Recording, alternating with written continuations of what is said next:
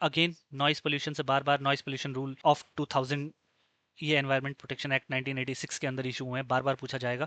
तो आपको कुछ लिमिट्स याद रख लेनी है कि industrial area, commercial area, residential या साइलेंस एरिया के लिए क्या लिमिट्स हैं। हालांकि इस क्वेश्चन को सॉल्व करने के लिए आपको कुछ याद रखने की जरूरत नहीं है। For example industrial area, factories लगी हैं, तो आपको पता है साउंड लिमिट यहाँ पे हाईएस्ट होनी ही है। कोई साइलेंस जोन है तो वहाँ पे तो लोवेस्ट लिमिट होगी। तो अगर आप हाईएस्ट इंडस्ट्रियल को मान लो, लोएस्ट साइलेंस जोन को मान लो, तो दो लिमिट्स तो आपके पास ऐसे मिल गई।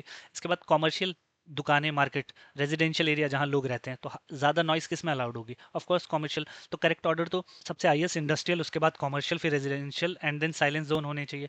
तो इसको याद रखने के लिए आपको जरूरत नहीं है, बट बहुत बार आपसे सिर्फ कुछ स्पेसिफिक लिमिट्स पूछी जाएंगी। तो उसके लिए आपको ये टेबल याद रख लेनी है। Day time and night time के अलग अलग रूल्स हैं।